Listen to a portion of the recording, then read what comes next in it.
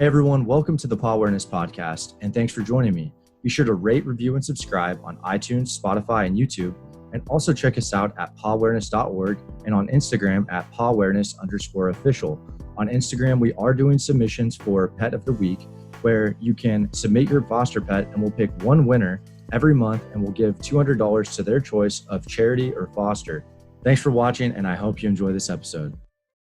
Hey everyone, welcome to the Pawareness podcast. Today I have a special guest with me, Kasey Fisher, the foster owner and volunteer of Happy Dance Dog Rescue. And I'm going to go ahead and let you introduce yourself and what it is that you have going on and a little bit about your organization. Sure. Okay. Hi, I'm Kasey, like you said. I volunteer with Happy Dance Dog Rescue. We are based in Carrollton, Texas. I actually live about an hour and a half south of that. So I get dogs from this area to bring to our rescue. We're really small. It's me and 3 other women. We're completely foster based. And we just love dogs. So, we just all volunteer our time and our energy to help save as many as we can. And I've been fostering for about 8 or 9 months now. So I am fairly new to it, and I still have a whole lot to learn. I would eventually like to open my own rescue down here in my area. It's a bunch of small towns. There's not a rescue here. There's a lot in Dallas-Fort Worth, but there's none here. And there's a lot of stray dogs. So kind of my goal, my 10-year plan is to just learn a whole lot about dogs, fostering, running a business, and then open that up here. I love it, and I love talking with people too that are like have a fresh new perspective, because it just kind of ranges all over the place. And what kind of led you to take the plunge, right? You've been doing it for less than a year. What kind of was that breaking point where you're just like, I'm going to do this? Yeah. Well, I have little Molly right here. And after I adopted Molly last February of 2020, I stayed in touch with her foster mom. I didn't know her at all before this. I would just constantly send her updates and text messages, pictures about Molly. And she always just loved them so much. And we really stayed in touch. And it started to hit me what all the work that Kim did for Molly, all the vet appointments and this and that she did, and how big a blessing Kim was to me by giving me Molly. And I started to just really have the desire to be that blessing for other people that want to rescue dogs. So that's what started that little thought placed in my head. And then I, brought it up to my husband, and this was brand new information to him. And he was kind of like, well, I don't know. He raised a lot of really good questions. Like, what if our dogs don't get along? What if we get attached and we become a legit zoo? What if this happens, that happens? All really good concerns. And so he kept just telling me, not right now, not right now. That was the answer that I got when I asked him 3 to 4 times a week for about 5 months. And then God threw us some help, and a really skinny dog showed up at our house covered in fleas. A Great Pyrenees, her name was Ellie. And I just kind of looked at my husband and was like, well, we can't just take her to a shelter. He's like, no, absolutely not. So we took her in, we had her for 6 weeks. And at this point, we were just independently fostering her. I was not aligned with Happy Dance. So my wonderful parents funded all the bills for her. We got her healthy. We got her adopted out. And I said to my husband, like, I got to keep doing this. I can't just have Ellie and be one and done. I have to continue to do this. So he said, okay. And I contacted the Molly's foster mom and said, hey, I'm ready to start fostering. So that's how I began fostering.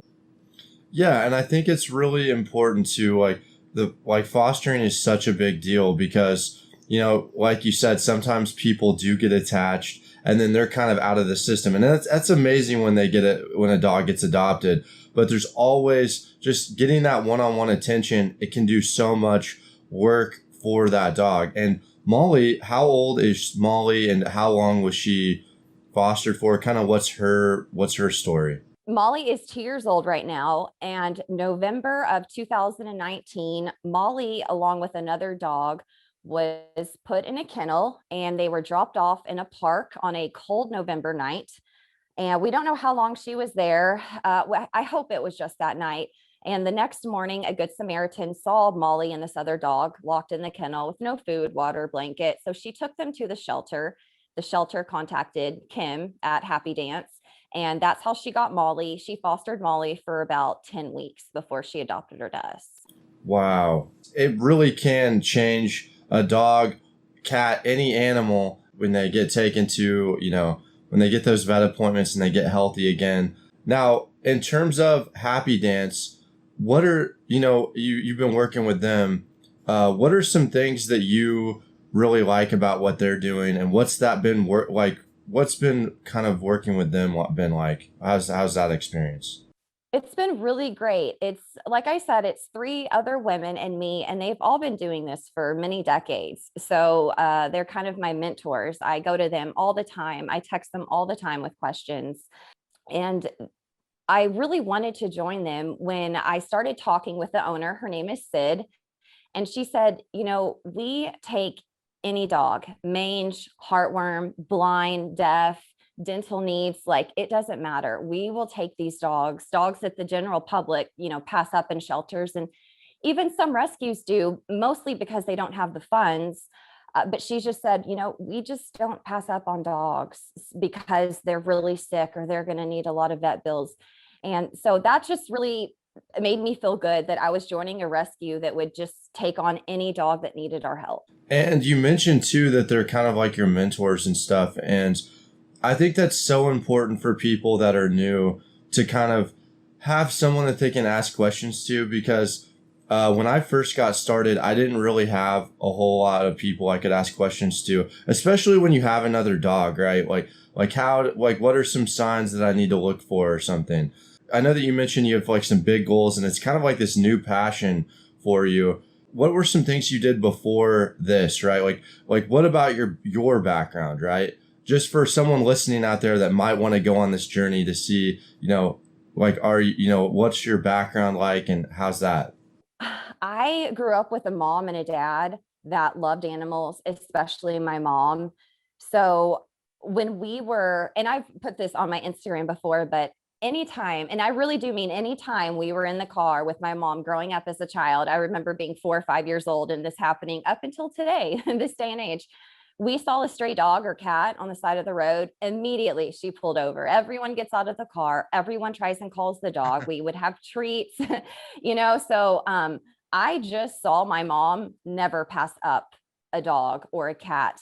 We also lived in the country, and a lot of people have horses. And so there was 1 or 2 families I can specifically think of that their horses were not fed enough. They were underfed. And so my mom would go twice a day. She would take her hay, load it up in her truck, drive over to these people's houses, drop off the bales of hay and the horse food for these people's horses. That might have caused an issue or 2. I'll just say that. But she was like, yeah, I'm not going to let your horse just starve right in front of me. So I'm going to keep feeding it. So I just grew up seeing if there's an animal in need, you help them, like end of story. But I never, and this was a year ago, I would be shocked to know that I'm fostering. I just didn't think that it could be for me. I didn't have the skills. I didn't have the home. I just saw so many obstacles in the way of preventing me from fostering. And here I am 9 months in it, and there isn't any obstacles. There was concerns. I addressed them. I asked the questions to the rescue. How do I deal with this? How do I deal with that? And then you just kind of jump in and dive in and you learn as you go. So if you don't have a background with animals, that's no problem. You can always just learn. And please, anybody DM me. I promise I will answer any messages anybody has. That's so awesome. And that you have your Instagram is Molly's Mom Rescue Dogs. And I think that and that'll be in the link and we'll touch on that at the end. But definitely, I think that's amazing that you're putting yourself out there as a resource for first-time fosters, right? Or anyone on their foster journey. Now, my question to you is kind of a blanket question. I know we were kind of touching on this before the podcast. For anyone out here who's new, just kind of a blanket statement. If you were to give one piece of advice or advice for someone thinking about this, right? Maybe what would you tell that person or people? First, I want to start off and say that if you try to foster and it's not for you, it doesn't work out, that's okay. You're not a failure. No one should be mad at you. If someone from the rescue is upset with you, then that's on them, not you. You tried. So don't worry about failing. There are so many different roles when it comes to rescuing animals that we need all parts of it. We don't just need fosters, we need donations, transport, volunteers. So if the fostering is not the way to go, that's okay. We can use you in many other ways. I would also like to say, contact a rescue group. Tell them, hey, I've never fostered before. I don't know how to foster. I need help. Also, know your animals. I know a lady that was a first time foster, and she picked a dog based off of emotion, not real being realistic about it. The dog's story was a very, very sad story, and bless her heart for being so sweet and wanting to take him in. But it didn't work out because it was a very large dog, and her current dogs were really scared of him. And she knew that it probably wouldn't work out, but her heart was just pulling towards this one dog. So she took it home. It didn't work out. She was in tears, feeling like a failure that she had to return it. And we told her, hey, it's okay. We'll find you another dog, and obviously you need smaller dogs. That's what your current animals are comfortable with. So knowing your current animals is very, very important. And it may be the opposite. You may have a dog that only likes big dogs and is not going to do well with little dogs. And this may sound like common sense, but again, I did see that woman pick a foster based off of emotion. Also, if you have cats, set up a safe space that they know that they can go to, that the dogs aren't allowed in. So that will really make them feel better. And again, just look up resources. Google is amazing. There's decompressing dogs, and that basically just means giving your foster some space and time for a day, 2 days, 3 days, not even introducing them to your current animals until they're comfortable. So there's just a lot of resources out there. And again, I just want to emphasize, you're not a failure if it doesn't work out. It's okay.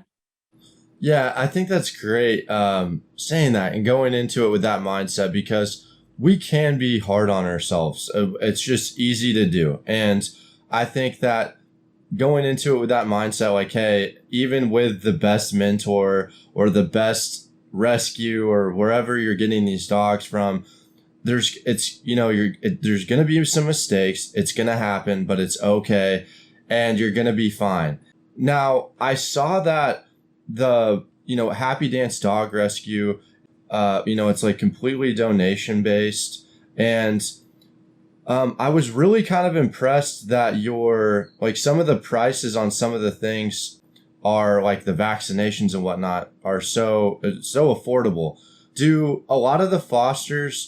the fosters get treated there? Is that where you're get treated there and then you can foster a dog, or do you foster a dog and then take it in for its vaccinations and stuff? What's the kind of logistics and process behind that? It's different every time, but basically we get a call from a shelter typically saying we've got these dogs in. We'll go and pick them up, and right away I make an appointment to get them vaccinated. And we take our dogs to TCAP, Texas Coalition for Animal Protection. It's a low-cost vet clinic for spay, neuter, vaccines, and dental work. So that's where we take all of our dogs. It's great. It's a great clinic, though. But that does also kind of going off a little bit on another road. But the lack of low-cost vet clinics here in Texas, especially compared to the millions of stray dogs that we have here, that's a big reason that we have so many stray dogs, is because there's just not a lot of low-cost vet clinics. But I do want to put that there are those out there, so please research and find them. And really, when it comes to bringing in a dog that may not be vaccinated and worrying about your current dogs, mine are all vaccinated. So I don't have to worry about that. But right now I do have a little puppy, a 7-week-old puppy I'm fostering, and she's only been through 1 round of vaccines. She needs 3 rounds, and she won't fully be protected until a week after her 3rd round. So I do have to be very careful with her. And my rescue knows that right now, while I have a dog that could very easily get parvo, that I can't take another dog in that's not vaccinated. But typically that's not a problem. What's fostering a puppy like? Yeah, I was going to say, what is that like? How long do you foster the puppy for? Do you have to foster it a certain period of time? Or what if like if someone wants the puppy right now, can they have it, or do you have to hang on to it for a certain period of time? And like, how does that work with like, Molly, right? Is Molly cool around the puppy? I mean, I have so many questions right now. I've not talked to anyone who's ever fostered a puppy before. Yes. Okay. So when it comes to how long I have to keep her, we do not adopt out dogs until they are fully vaccinated and spayed and neutered. Spayed and neuter's big. We're not just going to trust someone to spay and neuter their dog, so we're going to do it. And yes, I will have Harper, probably Harper's her name. I will have her either 6 to 8 weeks because we do want her in my safe, protected home from parvo and other diseases. I don't typically like our rescue does not keep dogs for 2 months. We like to flip dogs, get them in, get them out so we can save as many as possible. So I have standing vet appointments at TCAP for fosters I haven't even met yet. I just make up a name and a breed, and I just have standing vet appointments. So Harper will be here quite a while with me. That's not typical though, and she will be available for adoption mid to end of April. And as far as it goes with my other dogs, being okay with her, they don't all on day one hold hands and sing kumbaya. That just doesn't happen. um, so it is, Molly does take a little while to get used to it. And what I really like to tell people is to remember that your current animals come first before the foster. If I have 5 minutes before work and I need to, I'm going to love on one of my dogs, I'm going to love on my current 3 dogs before I love on my foster, because that foster is eventually going to have their own home with their own mom and dad in just a few short weeks. So I just let my dogs know that they are number one, especially on the first day I bring home a new foster. I pay a whole lot of attention to my current animals, so they know they're not being replaced or anything like that. And that was the biggest fear stopping me from wanting to foster is, are my current animals going to be mad at me? Are they going to be sad? Are they going to not get along with the dog? So that was my biggest fear. But like most things in life, our biggest fear don't come true. So it's all really worked out. Molly may have an attitude here and there. She's fooling you right now. She's not always this sweet, but she may have an attitude here and there with the foster, but I just, scold her and we move on with life, and it's okay. And if they don't get along 100%, it's okay, because that dog's leaving very soon. That's awesome. And I'd never thought of it like that too, where, hey, just kind of give your dog some extra love, make them feel good. And yeah, that's a great way to look at it. And I know that you kind of touched on this a little bit earlier, the stray dog situation in Texas. I feel like every state is so different in terms of why they may be like their dog cat population with what's going on. And maybe you don't know the answer to this, but like, do you kind of know what's going on in Texas, or at least your area? Like, are they coming across the border, or is it just like not enough spay and neutering? What are you kind of seeing on your end? Yeah. A big part of it is the warm weather here in Texas. The breeding season is all year long because puppies are going to survive pretty much 12 months out of the year. So that's a big reason we've got a lot of dogs. And then, like I said, the lack of low cost vet clinics, especially compared to the huge cities we have of Houston and Dallas. I mean, when I call the low cost vet clinic, it's like a 2-month wait to get in. That's why I make standing appointments. So I can see how people would be like, oh, I can't wait that long, and then also there's just a mindset that I think is worldwide of, it's not really important to spay and neuter your dogs. Dogs don't need to go to the doctor. That's silly. That's not necessary. So just mindset, the weather, and the lack of low cost vet clinics, those 3 combinations really equal a whole lot of dogs. As far as from Mexico, I don't know if they just come over like that and end up in South Texas. I do know a lot of rescues transport dogs from the border, though. They go down to Mexico and bring them up here to our big cities. And that's awesome. I've heard of that too. I think that's really cool. Always cool to talk with people about their insight on what exactly is going on at the ground floor of what's going on down there. And I know you kind of mentioned earlier on, if you have like big goals, and I think that's so awesome. What would you say is, if you were to create a rescue, right? What would you kind of focus in on? what do you think if you were to, given, $1 million or however much money, what would you do with that? And what problems would you solve that you're currently seeing or that you want to solve? I would spay and neuter a lot of dogs with that $1 million. I would just spay and neuter like crazy. Little Harper, she comes from a wonderful family. They love their dogs, but they don't have the means to take them to the vet. So I got Harper's dad neutered a couple weeks ago, and I'm taking the mom to be spayed next month when it's okay for her. Also, there is a lack of fosters in every rescue. And I know one rescue up here in Dallas, they have a big boarding facility, and it's not ideal. Don't get me wrong thinking that that's ideal. We want dogs to be in foster homes, but we just don't have enough fosters. We have a lot more dogs than fosters. The ratio is awful. So I would build, and this is kind of one of my goals when I start my rescue, is I would build a huge boarding facility that I can, instead of having to say, I'm sorry, I can't take that dog because we don't have any fosters, I could put that dog in my boarding facility. Again, it's not ideal. It's not what you would hope for, but it's better than leaving them in the shelter. So, and I would just, and it's kind of my dream to like have a bunch of land and build it in my backyard. And, at this point I'm a millionaire, so I don't have to work because Right.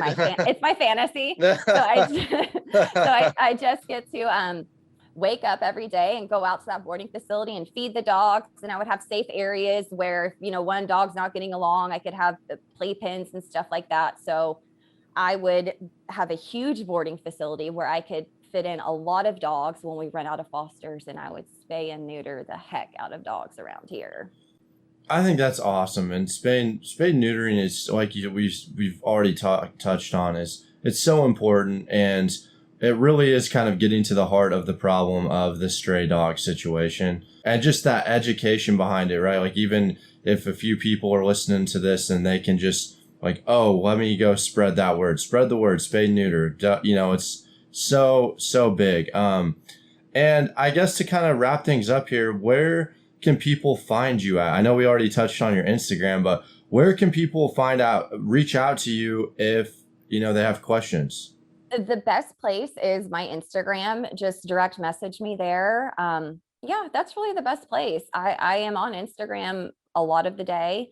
So I always go through messages, and I've had about 3 people reach out and ask me questions about fostering, which is awesome. It really makes me so happy. So I would love to have some DMs asking me questions about fostering. It would just put a big smile on my face. What's your Instagram again?